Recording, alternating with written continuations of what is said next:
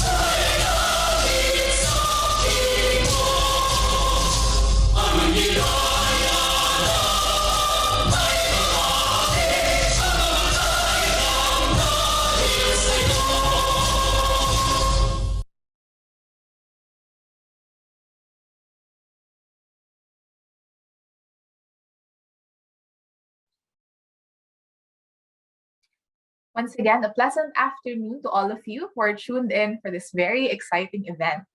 We're very grateful for your time and presence for today, and we can't wait to show you new developments and presentations on the DOST-ASTI's KOOHA app. So just a few reminders before we start the program. Please be informed that this online event is being recorded. Our audience is requested to keep their microphones muted to allow participants to focus on the presentation. Though for this event, we're currently on a Zoom webinar, so everyone is currently assigned as an attendee. The participants, though, may type in their questions in the chat pane or in the Q&A pane to be addressed by the speakers and moderators during the panel Q&A session. And lastly, for those who are streaming this event via Facebook Live, you may send us your questions to our research speakers by typing them in the comment box, and our team will be relaying them to the speakers during the Q&A portion. And of course, we would like to invite everyone to download the KOOHA app on Google Play Store by scanning the QR code now flashed on your screen. You can also search KOOHA on the Google Play Store and click Install. To our friends from the media, you may access the official event press kit by visiting the URL now flashed on your screen. So that's bit.ly/KOOHA NSTW 2021. And you may also email us at media@asti.dost.gov.ph if you would like to get in touch privately with our corporate communications team. So for everyone's reference, this is our program for today. So just a little bit of background before we start. KOOHA is actually a newly developed photo sharing application developed by the DOST-Advanced Science and Technology Institute, or DOST-ASTI. And the term KOOHA was actually coined from the Filipino word kuha, which means to take or to capture. And this app enables real-time participatory photo and sensor data collection using mobile devices. And then these data are then used to draw out insights and generate new knowledge and technologies that can be used across sectors. So we'll be able to find out more about this app later on, and I hope that everyone is also as excited as we are. So now to give us a special message as part of our program, may we hear from the DOST-ASTI Director, Dr. Franz A. De Leon, for the welcome remarks. So let's all watch this video.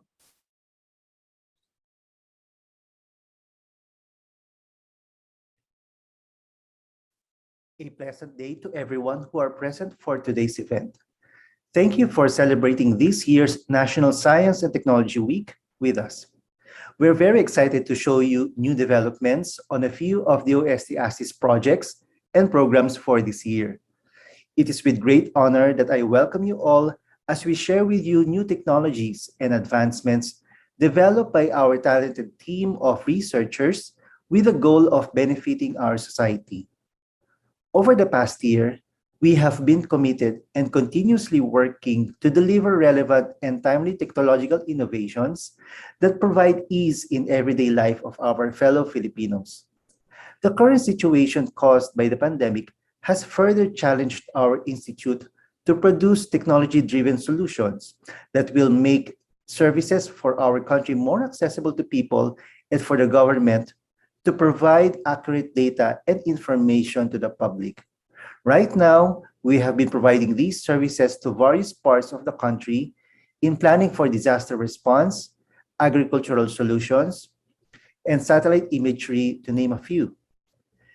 In this event, we will be discussing the KOOHA mobile and web application, which enables real-time participatory photo and sensor data collection using mobile devices.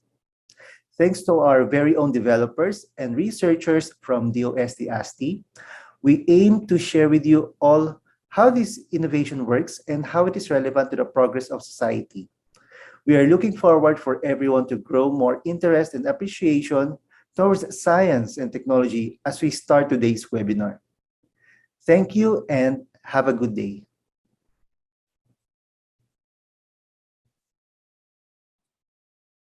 Thank you very much, Doc Franz. Now, to give you more information or a quick teaser about KOOHA, let us all watch this video.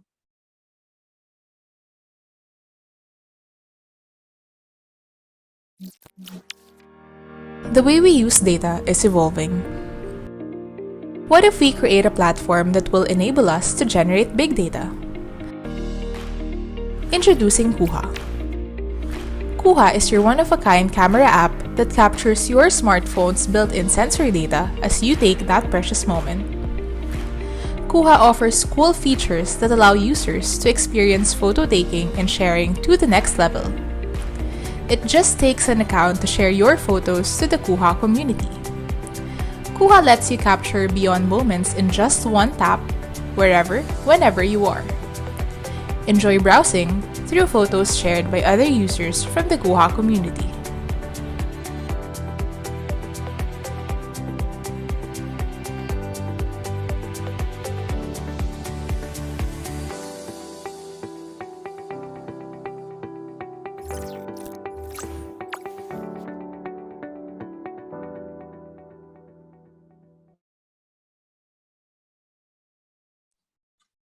All right.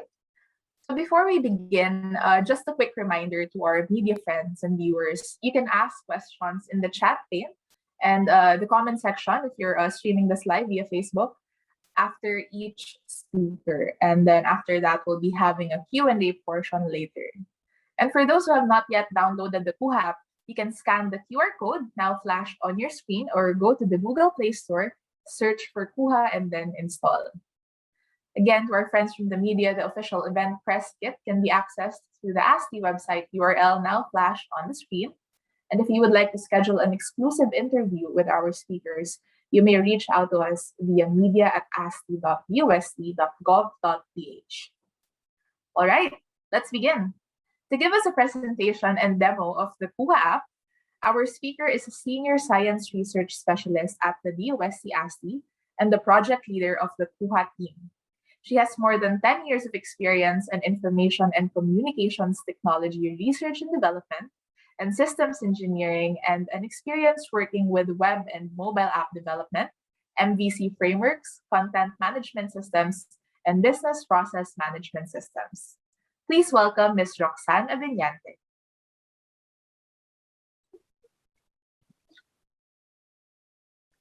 Thank you, Nicole. Good day, everyone. Again, I am Roxana Sabiñante. I would like to thank everyone who are joining us via Facebook and YouTube live stream. Thank you for participating in the National Science and Technology Week. I'm looking forward to talking to you about the KOOHA project, a social sensing network application. To start, let me ask you some questions. Do you love taking selfies or groupies with your buddies or families? Or do you randomly take a photo of the food you eat, the places you visited, or your outfit of the day? Or ngayon nga, nauuso yung pagtatanim, no? Marami sa atin naging plantito and plantita. Do you love taking photos of your plants? And are you fond of sharing them with your friends and with the community? Did you know that the Philippines have been called the social media capital of the world? Because most of the social media users have a high usage time of about 4 hours per day. And additionally, we Filipinos are known as technology adapters, early technology adapters, as well as being highly internet and tech savvy. And according to Statista, a provider of market and consumer data, the 2021 forecasted social media users in the country will be 81.53 million out of 118 million population. So 81.53 million social media users.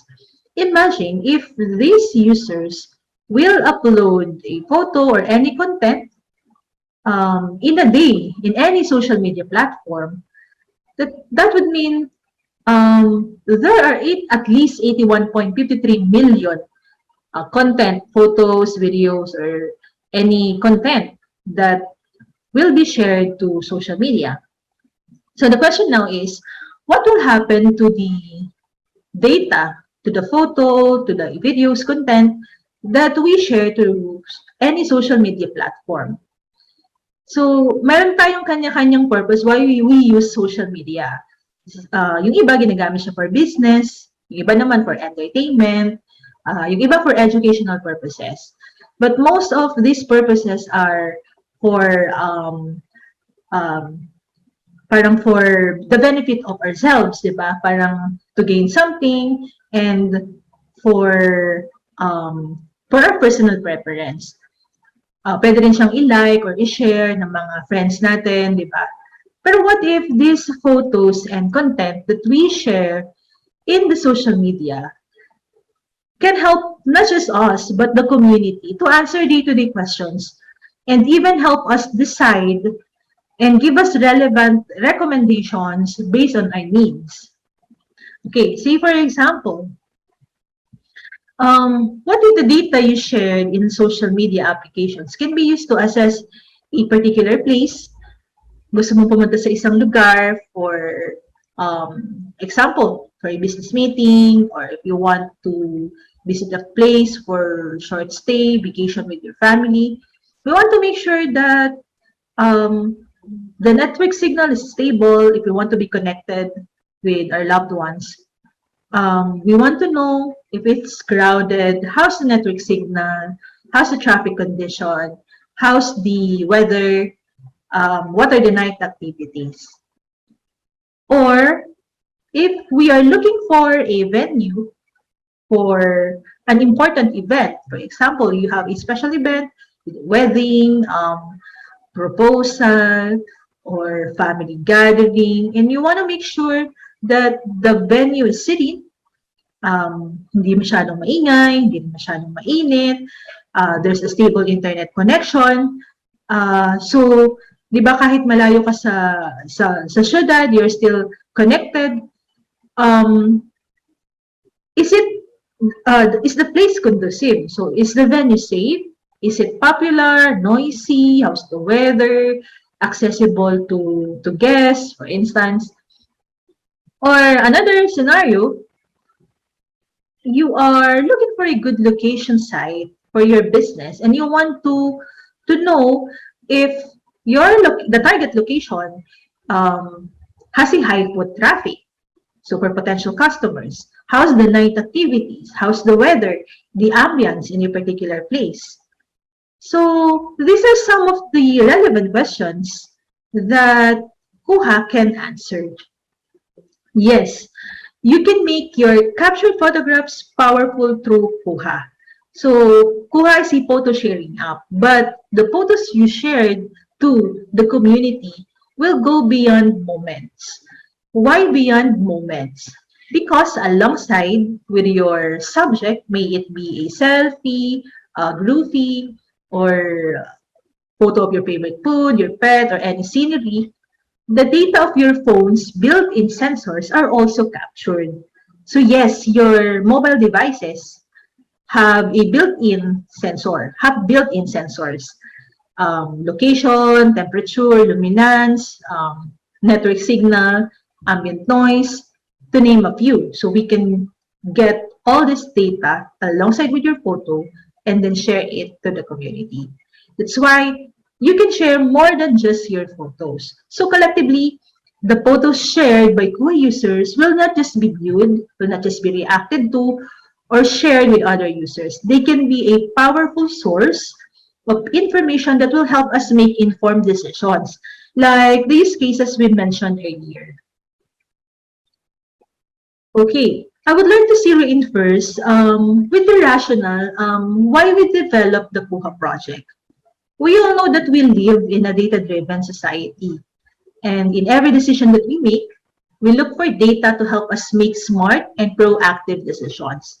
It may be as simple as choosing what clothes to wear depending on the weather data, or what gadgets to buy depending on the user's reviews data, or even what business strategies to develop based on economic and market data. We cannot deny how data affects our lives. But the problem is, do we have the data that we need? Is it enough, or is it reliable and relevant? Do we have sufficient equipment, system, and platform for data collection? Currently, most of the data we have are just government records and registry data, which are apparently limited and not enough. Another challenge that we are facing is the development of gadgets, machines, and equipment that can help collect data are very costly and strenuous to implement and to set up. These few sources of data we have were collected using complicated and expensive IoT infrastructure. And another is the country's limited access to this IoT infrastructures hinders our capability of generating sufficient, relevant, and reliable data. That is why we developed the KOOHA project. So what is KOOHA in a nutshell? KOOHA is an application that enables real-time participatory photo and sensor data collection using smartphones and mobile devices. Photos and sensor data collected through the app, or we call it the Koohascape, will be used to draw out insights and generate new knowledge and technologies that can be used across sectors. So, KOOHA is a crowdsourcing photo sharing app. So, yun nga, na-mention ko kanina, we're not just sharing our photographs, but alongside with the photograph, there are rich sensor data and other data that are being collected and shared to the community. KOOHA responds to a different pain point as compared to similar applications. The goal is to create a social network of citizen science. That is why the participation of the public and the Filipino people is highly encouraged to make this endeavor a success. And with that, we have developed the Koohascape or KOOHA Datascape. So what is Koohascape or KOOHA Datascape? It is a collection of various mobile device sensor data crowdsourced through a photo sharing app with social sensing capabilities. The Koohascape may then be used by data scientists and researchers for various R&D endeavors. And KOOHA is not your ordinary photo sharing application. Through its social sensing capabilities, this app allows you to share moments that you treasure with your close friends, with your loved ones, and let the app tell you photo stories for you. So, yun nga, na-mention ko yung some use cases earlier. I've mentioned some use cases earlier. Experiencing traffic, you're stuck on a rainy day, you're taking a trip out of town. The KOOHA app can tell that story for you through the Koohascape. So, what are the project objectives? We want to carve out a niche for big data generation using our smartphones and mobile devices. Also, we want to establish or develop an online social network of researchers and citizen scientists built on the concept of sharing and mapping contribution of photographs and sensors across the globe, and to empower the general public to contribute data to the scientific community.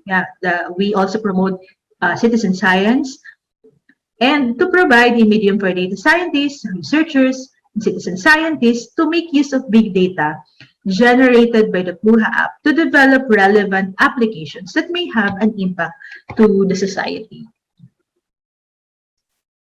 So I would like to mention some significance of this project. First is big data generation. As I mentioned earlier, one of our objectives is to carve out a niche for big data generation in the country so that we can provide data for scientists, researchers, citizen scientists to develop applications that have an impact to the society. So science for the people. Also, societally relevant and societally responsible social network. We want to make useful contribution to the scientific community. We want to promote citizen science. We want to empower and enable participants or users of the application to make a direct contribution to research, to increase their scientific understanding, and immerse themselves deeply about societal issues, and parang contribute something relevant to the community or in the society. And useful and relevant applications. As I mentioned earlier, through the big data that will be generated through the KOOHA, we can develop useful and relevant applications. We can conduct or make use of this data in our basic and applied research.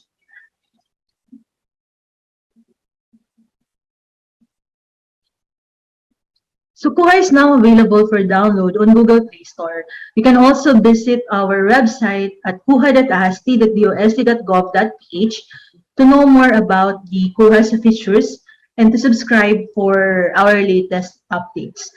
And to view KOOHA's live data, you can also visit kooha.asti.dost.ph/app. So currently, the application is available for Android users, at least Android 8.0. Best viewed ang KOOHA application to devices na at least Android 8.0. You might experience lags or bugs kapag lower version yung gamitin natin. And for iOS, we're still working on the platform, but currently the KOOHA app is available via Google Play Store. You can scan the QR code, or you can visit our website and directly click the link to the Google Play Store, or you can go to the Google Play directly and search for KOOHA, KOOHA. So just a run through on how the mobile application works. There are 4 simple steps. You just need to capture, enhance the photo. If you don't want to enhance the photo, that's okay. And share, and then explore. So the primary goal of KOOHA is to generate or collect more data. So 1 and 3 are really essential steps. So we have to capture and share it with the community. So let's go through these steps one by one. First is capture. So in capture, so basically we're just using your camera application. The KOOHA app uses the camera application of your devices. And not only KOOHA lets you capture precious moments, it also takes your device sensor data and embeds it to the photo for richer content. Some of the sensor data we collect are luminance, pressure, sound, rotational motion, Wi-Fi network, magnetic field, acceleration, proximity, humidity, also the battery, gravity, temperature, and mobile network available.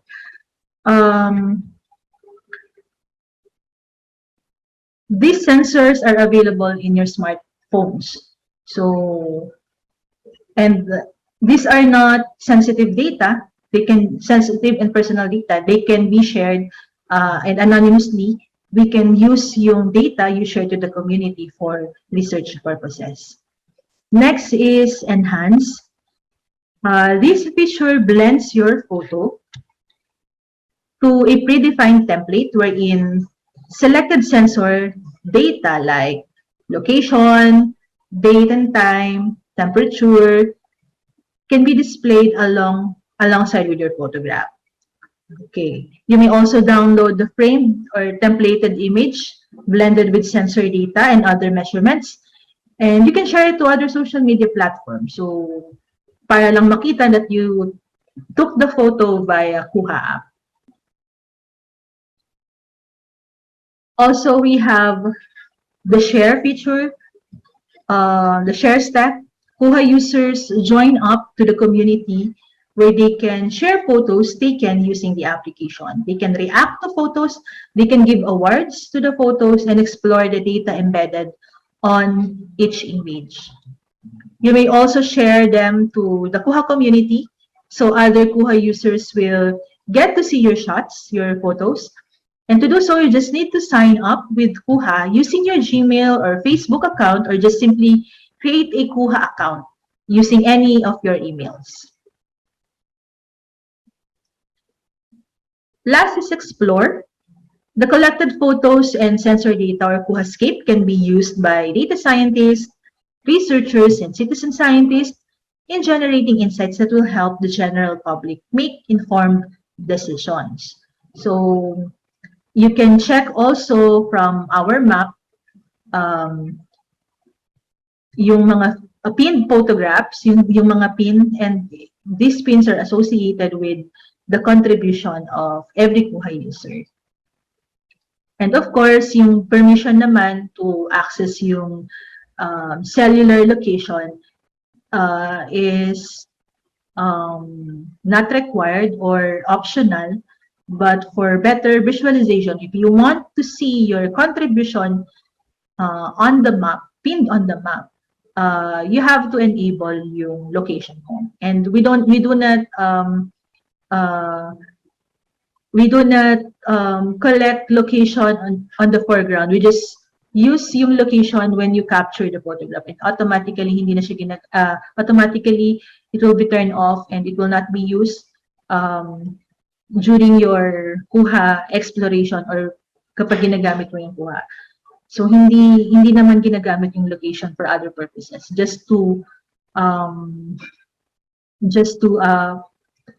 pin your location and contribution to the map, but it is optional. And how the web application works. So essentially yung web application for visualization and viewing of heat map and contributions. You don't need an account to access the website. Every information is available in the to the general public. So we have contributions, contributors, sensor data, and search and filter features. So let's go through this one by one. First is the contribution. Contributions, these are shared images and sensor data to the KOOHA community, essentially the Koohascape. You can browse all contributions in the map, and you can select and view contribution pin details. You can also view shared photos with embedded sensor data. Next is contributors. Contributors, you can view the list of contributors. These are users who share their contributions or photographs and sensor data to the community. You can also browse the contributions of a specific contributor.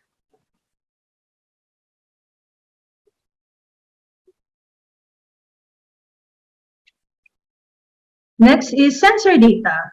So sensor data, you can view the list of sensor data with corresponding count of contributions.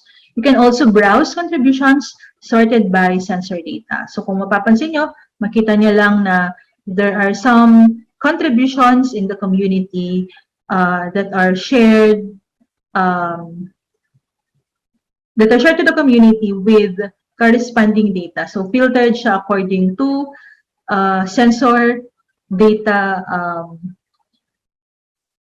category.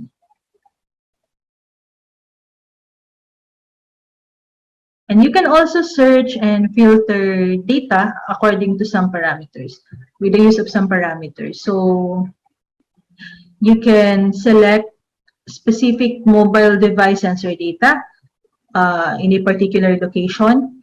You can also search for tags and notes when the data is when was the data contributed, and also sort them by relevance. You can also filter pins on the map using different filter combinations. Also, we are developing this feature data request.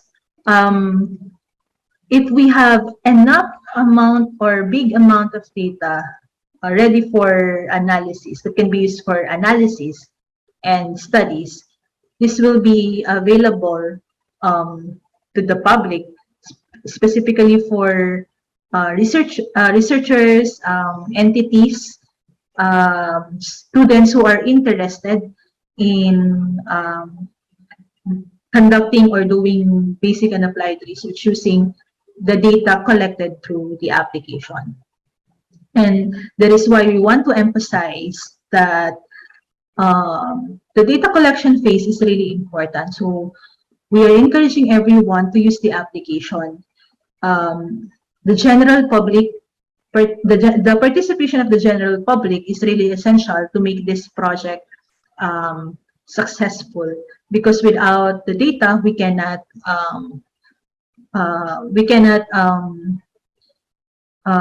conduct research or scientific studies or develop new applications. So kailangan talaga ng participation ng general public. So we want everyone to help us, give us feedback, share contribution through the KOOHA application. So what are potential impact and applications of KOOHA? So before that, let me just explain on how the data flows happen in KOOHA, or how do we save yung photograph and sensor data. So we save and we process yung photograph and sensor data in our core facility in ASTI, in our servers. And we make sure that the environment is secure, and we make sure to comply with the Data Privacy Act of 2012. We implement reasonable and appropriate physical and technical and organizational measures to prevent the loss, destruction, misuse, or alteration of any information. While there is no guarantee that the information sent over the internet is fully secured, we keep and protect information that we gather using secure server behind a firewall, encryption, and security controls.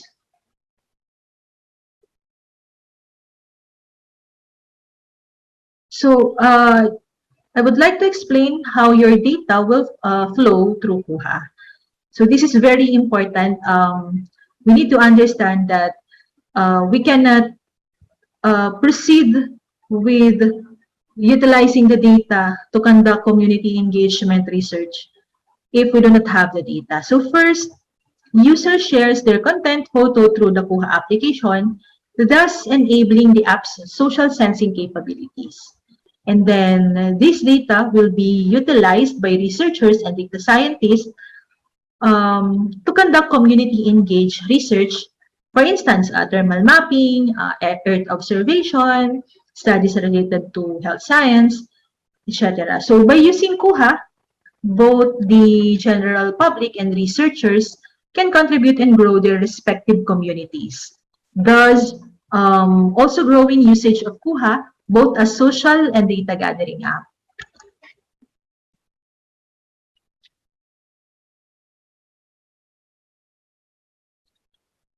So we can also use several emerging technologies to process the data, the KOOHA data.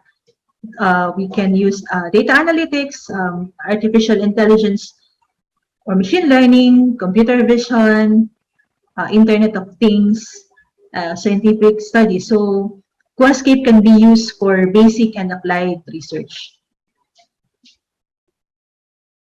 How can the scientific community can use the KOOHA data? So let me just give you some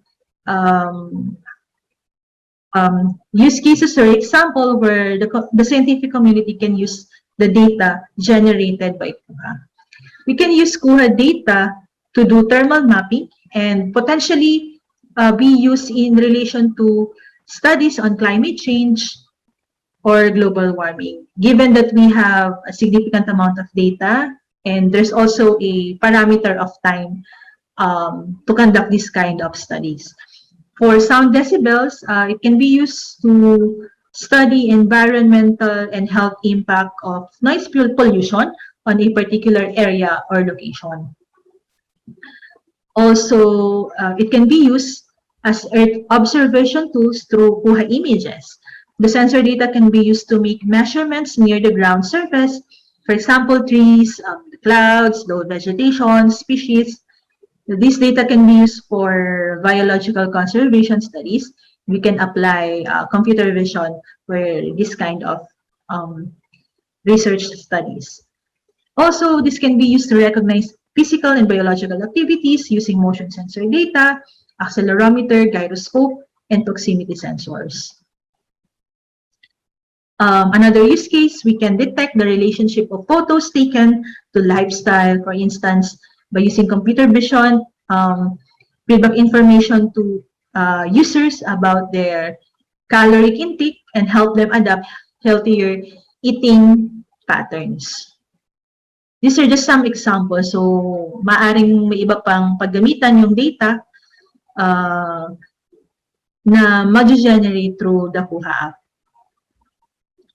Some potential areas of KOOHA data applications in the telecommunication industry, business, transportation, tourism, academe, environment, health, and in crafting policies and regulation. So the KOOHA app is designed for everyone, especially for those who love taking pictures and sharing them for public good. And as I mentioned earlier, the significant amount of data from the application coming from its users can be used for data analysis to build applications related to these areas. We believe that KOOHA is one of the scientific innovations developed by DOST-ASTI that has a great potential in promoting science and technology to enhance innovation and creative capacity towards self-sustaining, inclusive development of the country. And let us proceed with the demo, the short demo of the application.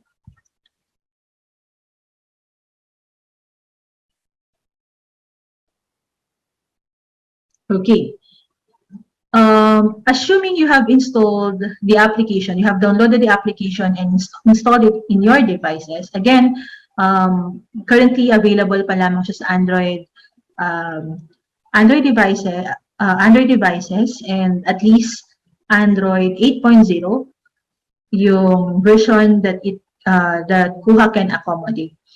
So to start,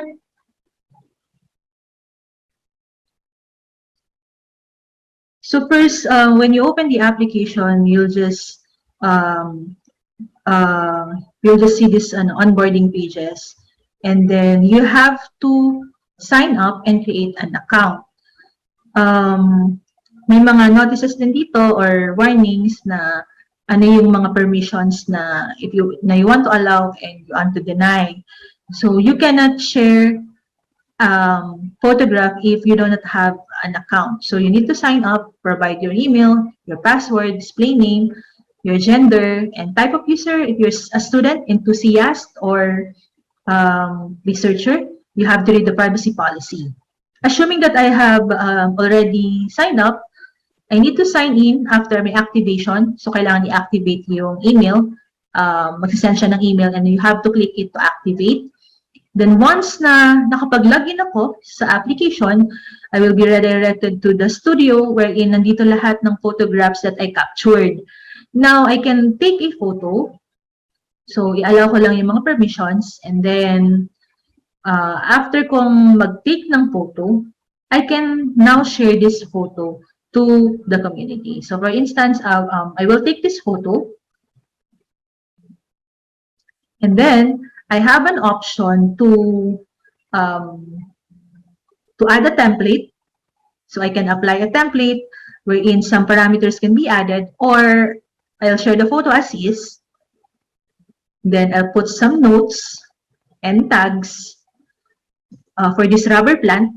Yan. Kunyari, plantita tayo, rubber plant. And then, I have an option to hide my personal information. So, para saan to? If you want to be, to protect, or you don't want to share your profile photo and your display name, hindi naman na-display or na-share yung email. So, if you want to hide your personal information from the community, it is allowed for your protection. So, yung viewable na lang sa'yo is yung sensor data. So, sensor data, this is not personal or sensitive personal information. And makikita naman siya publicly ng ibang users. So, these are some of the data that we collected from your mobile device. So, ito yung mga nakita dun sa phone ko.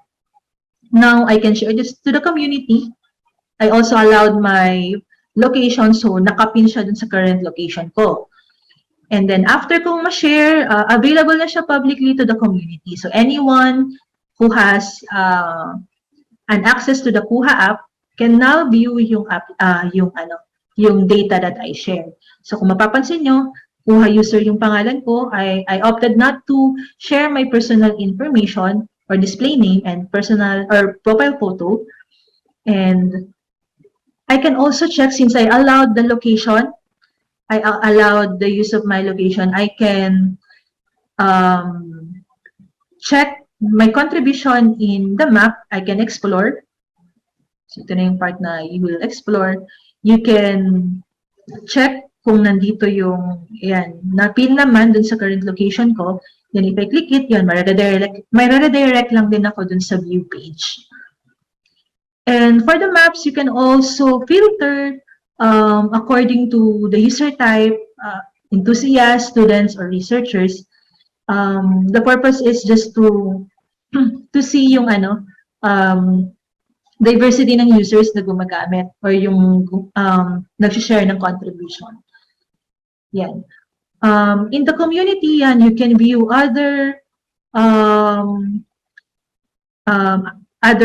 images and sensor data that was shared by other KOOHA users.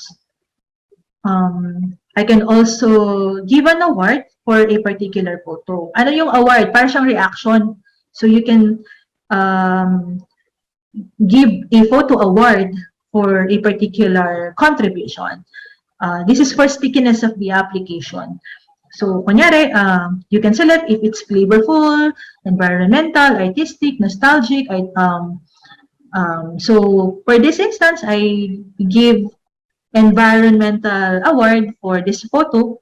So, ngayon, may dalawang environmental award na yung contribution na to. Yan. Also, you can share this contribution, the link to this contribution to other social media platforms such as Facebook, Messenger, and Twitter. So going back to the community page, you can also search for specific contribution related to example plants. So all contributions with plant tags or notes will be displayed. You can search using tags, notes, and users. Also, you can search for a particular contribution with photo award. So I would like to search for all contributions with environmental awards.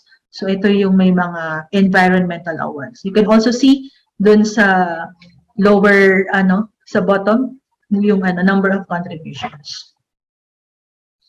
And then, I can also see my contributions on my profile page. And I have 3 badges. I earned 3 badges. Yung badges, we implemented this as challenges. So, di ba, may mga kailangan kang pagdaanan or kailangan activity kang gawin to earn a badge. For instance, yan, I have awarded 5 contributions. That's why I earned out giving badge. Yung mga naka-disable, hindi ko pa siya na-earn. There are some description on how you will going to achieve or receive that badge. Also, this is for stickiness. And then, I can also report an inappropriate contribution. So, kung may nakita akong contribution that violated community guidelines, I can report it to the KOOHA authorities. In that way, mas magiging safe and secure yung environment natin. So, the KOOHA authorities will check kung may na-violate pa talaga sa community guidelines, and they will take down the photo kapag may nakikitang violation, and i-reject naman kung wala naman siyang violation to the community guidelines. We also have our FAQs, or frequently asked question, on how to use the KOOHA app.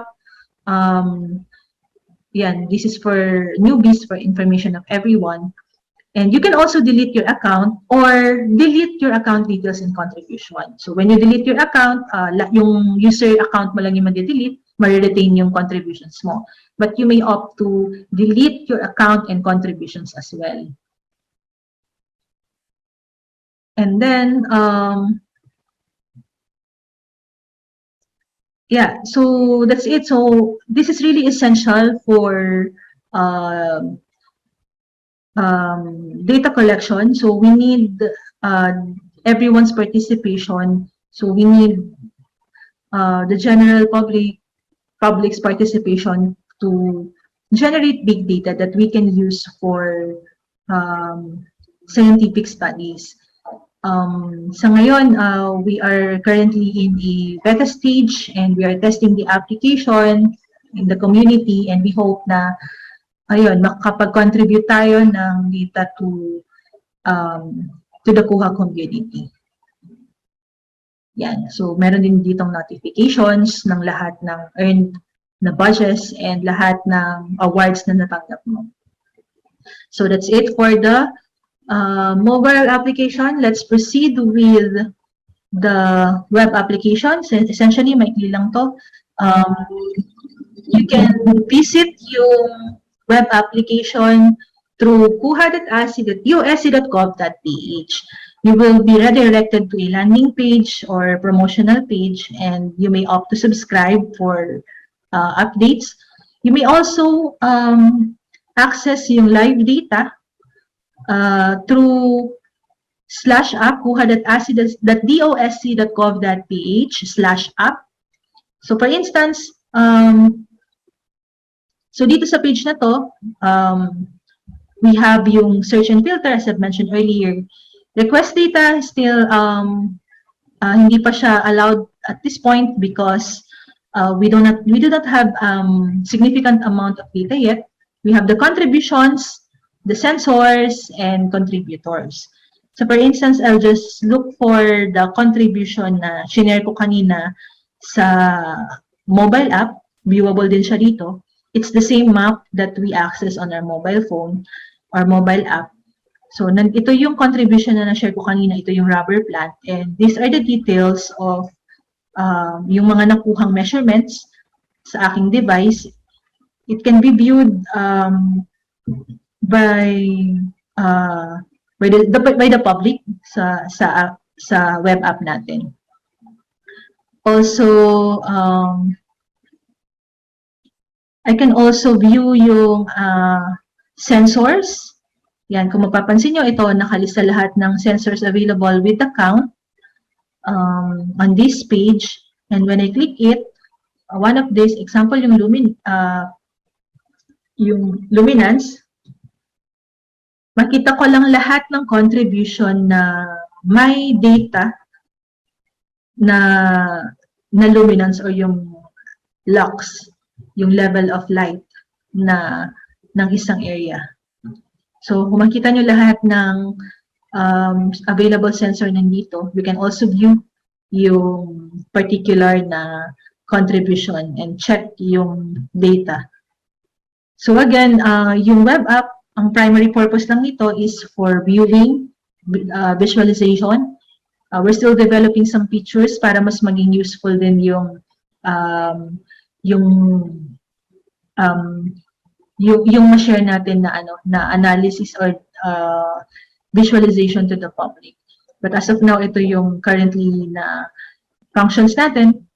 We can also search according to mobile device sensor data, according to tags, location, date contributed, and we can sort by according to relevance. So example, I search for mobile device sensor data or data related to network signal.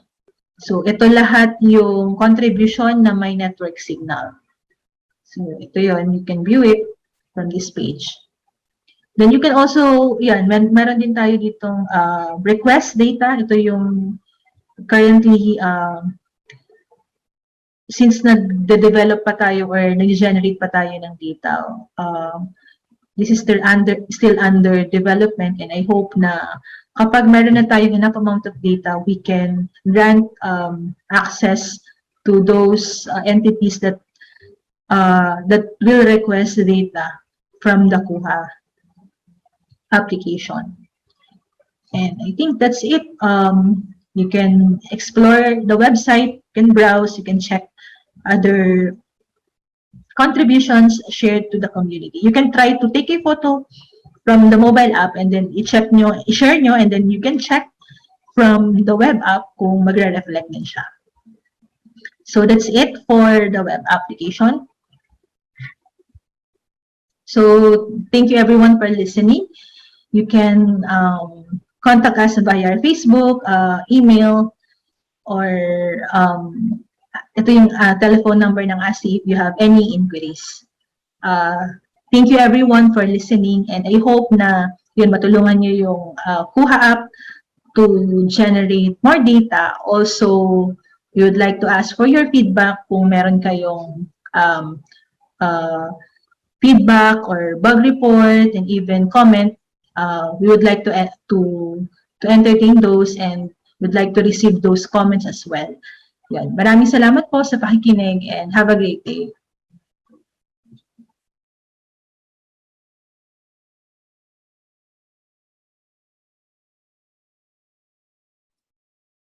Thank you, Ma'am Rox.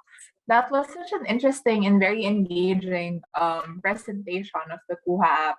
And I'm sure our guests here today are also as excited as we are to try out the features of the app and start sharing photos embedded with the KOOHA technology. So before we proceed to the next part of the program, maybe kindly ask again those who have not yet downloaded the KOOHA app to scan the QR code now flashed on your screen, or go to the Google Play Store to install.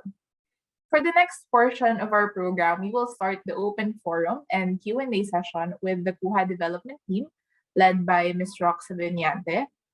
And to the KOOHA team, please turn on your cameras and be ready to answer questions.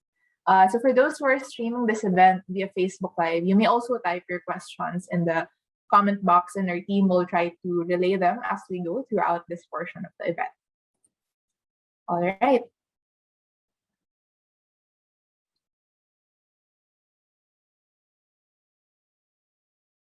Okay, so for the first question, Ma'am Rox, what significant features does the KOOHA app offer to make data generation and access easier for researchers? That's a good question, Nicole, no? Sige.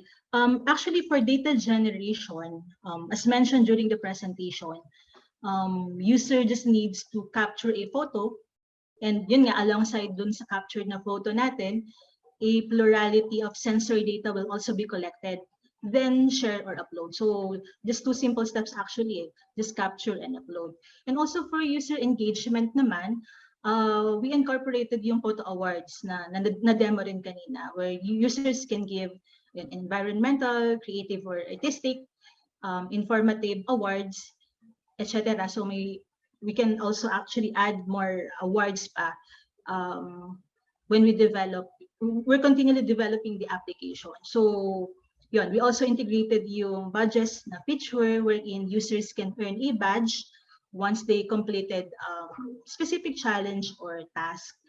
And right now we are continuing to develop the application. Potentially, we will improve yung features and performance ng application to encourage more users na mag-share ng content.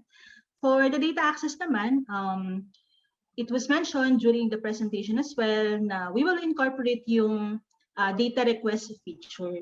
So we will provide an API access for those researchers or entities who will send data requests, and making sure that yung data will be used for scientific studies. Yung all requests naman will be subjected to the approval ng head of the agency. So currently, sa DOST-ASTI yung si DOST-ASTI head, si Dr. Franz yung mag-accept or mag-approve ng data request. Currently ngayon, nag-build pa kasi tayo ng data. So hindi pa open yung data request to researchers. Hopefully by next year, kung magkaroon tayo ng enough amount of data, that feature will be available for researchers, students, enthusiasts, citizen scientists na interested na gamitin yung data to conduct different scientific studies. Okay, thank you, Ma'am Rox. So it's good to know that we have features that ensure engagement for both users and researchers, and that the development team is still very much proactive to equip the app with even more features moving forward. So ideally next year, if we have more users. So I guess as a follow-up to that, Ma'am Rox, the next question is how can the KOOHA app ensure the user security when taking and sharing their photos, for example, within the app? So how can we ensure that everything, all of their data is still secure when using the app? Yes, Nico, we have developed our privacy policy in terms of use natin. Meron din tayong community guidelines. We also have consulted the National Privacy Commission. We have conducted yung PIA, yung Privacy Impact Assessment ng project.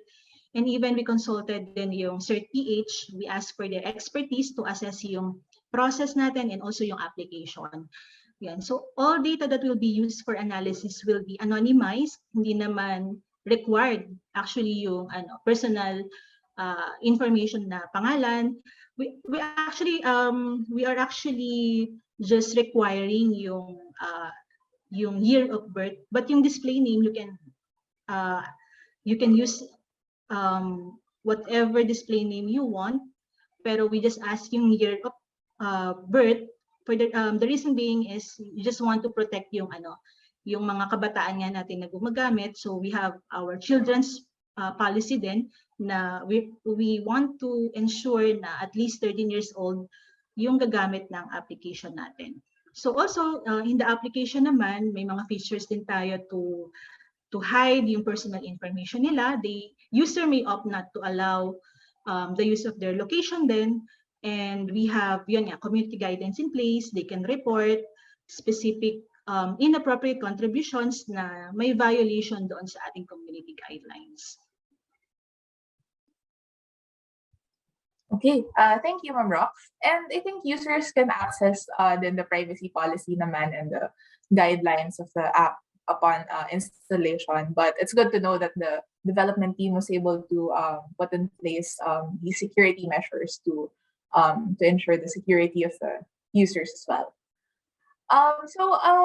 In relation to the your answer to the first question, Ma'am Rox, would you care to specify or discuss further any new features or, for example, additional security measures that you're planning to implement within the app in the next years? Yes, Nicole. Actually, we are planning to incorporate artificial intelligence application in detecting inappropriate content. Kasi mahirap din na i-monitor talaga, lalo na kung malaki na yung user base natin, marami na nag-share. So, photos and text will be, an AI model will be applied to detect if there are inappropriate photos and text. So currently, we are collaborating with DOST-ASTI's AI experts to help us develop AI models that we can use to make sure, to ensure that the environment is safe for browsing and the users will have a secure and safe sharing experience through the KOOHA application.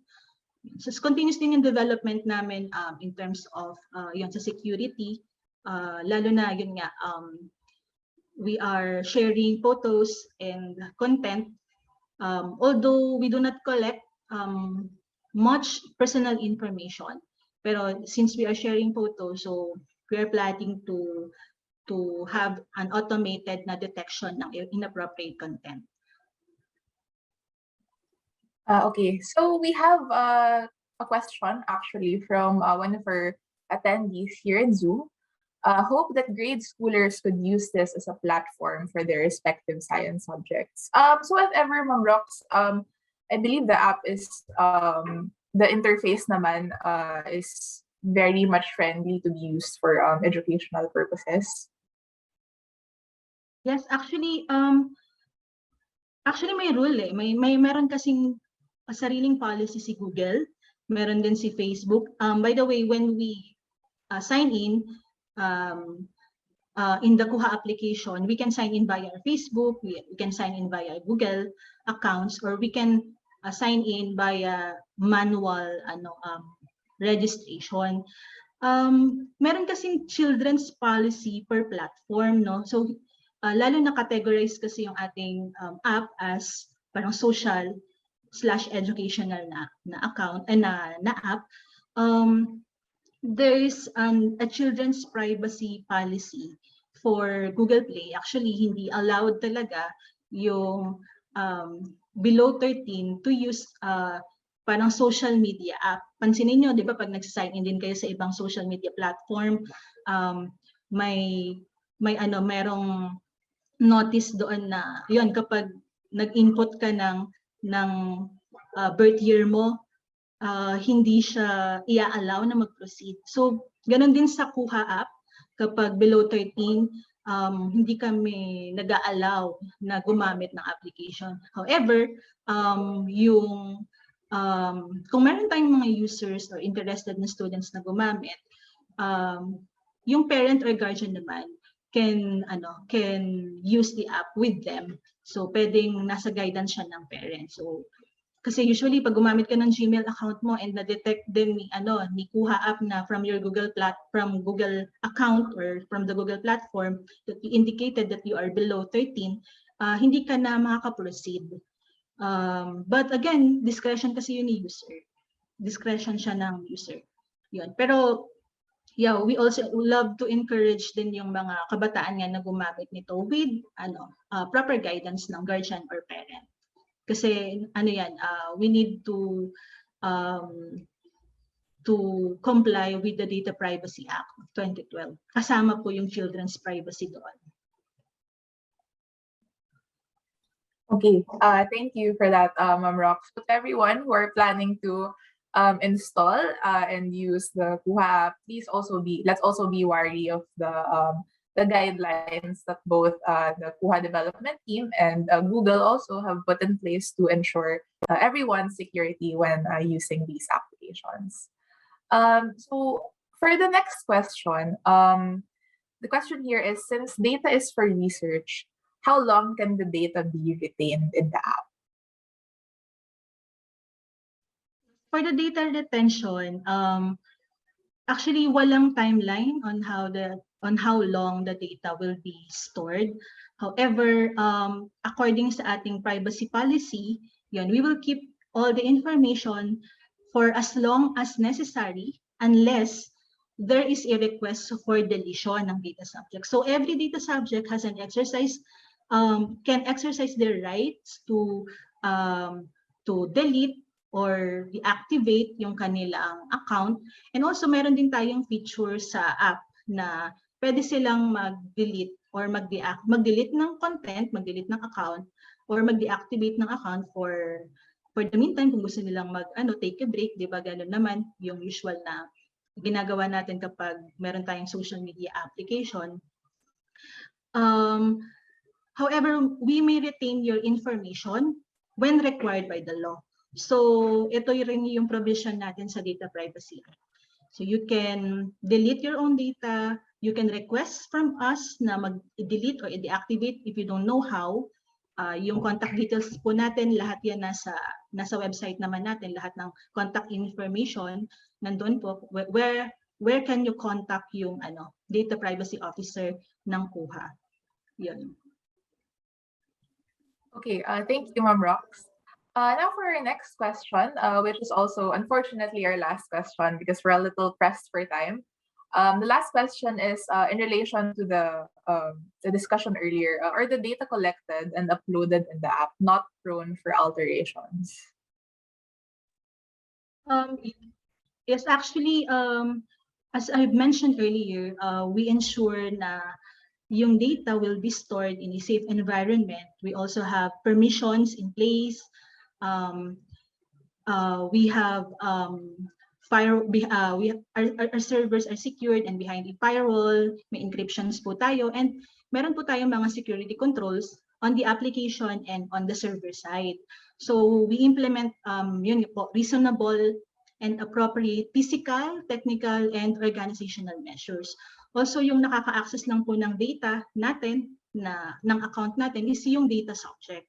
Now, yung mga na-share po na data sa community per our privacy policy, anonymize po lahat yung gagamitin, meaning sensor data lang. So we do not use email address, the year of birth, or other personal info provided. So bakit natin kina-capture yung mga ganong information?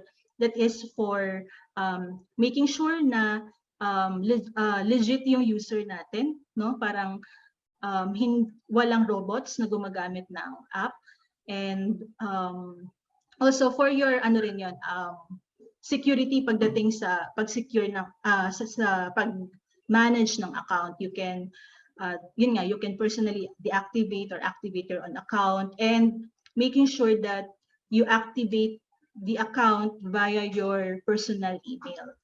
But again, yun po, in terms of alteration, we make sure na we have security controls in place, hindi po siya na-access ng kahit sino. Yung data subject lang yung may kayang mag-update ng sarili niyang content. Okay. Thank you very much, Ma'am Rox. Unfortunately, that's all the time we have now, which brings us to the end of today's event. We hope you learned something from our speaker today. But if you do have more questions that we weren't able to entertain today, you can still message us through the DOST-ASTI Facebook page and through media at asti.dost.gov.ph, and we will relay your questions to the KOOHA development team. Okay. So before we end this event, we would also like to remind those who confirmed for the KOOHA focus group discussion conducted by the DOST National Research Council of the Philippines, or NRCP. So this is in relation to our celebration of NSTW 2021. So if you confirmed for the focus group discussion, please stay for a while so we may direct you to the Zoom meeting room for this activity. And I believe our team was also able to send you direct messages here via Zoom chat. So please do check that pane again. So if you confirmed for the KOOHA FGD conducted by DOST and our CP, kindly stay after this event so we may direct you to the Zoom meeting room for this activity. And to all our guests, don't forget to catch the DOST-ASTI's 3 other webinars happening this week on space technology, weather forecasting, and technology-assisted farming. We also encourage you to please share the KOOHA app and invite your friends, family, and colleagues to download and install. Now, one last thing, before we end, maybe please invite everyone to turn on their cameras for a quick photo op. So our team will be promoting everyone to a panelist. So you can turn on your cameras and join in for a quick photo opportunity with all of the guests.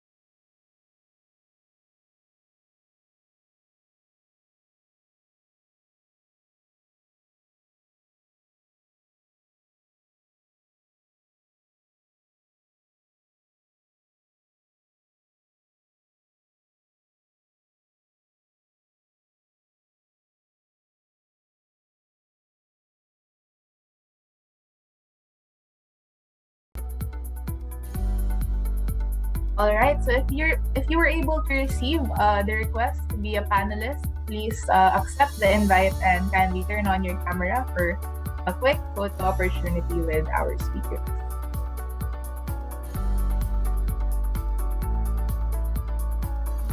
All right. Please be on standby while the team promotes everyone to a panelist.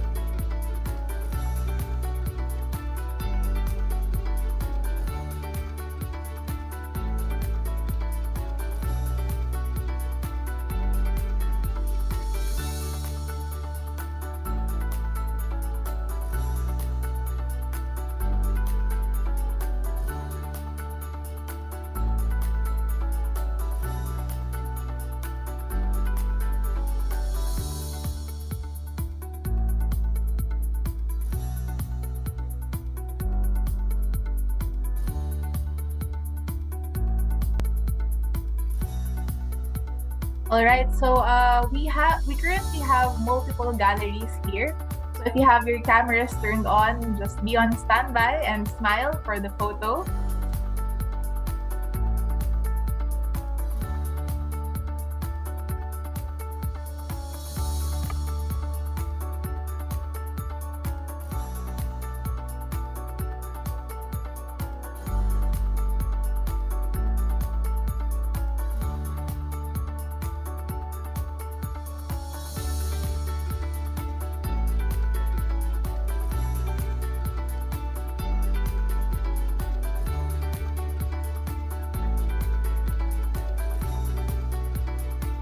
Hello everyone, please hold our smiles as we take our group photo.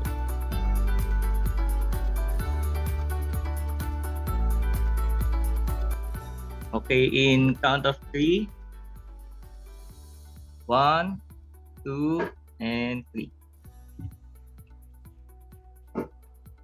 Stand by for another photo taking.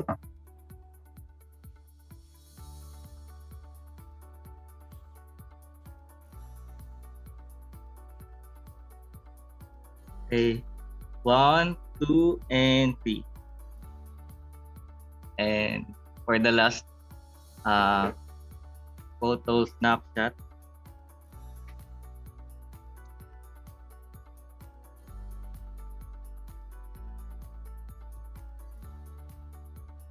Hold our smiles and 1, 2, and 3.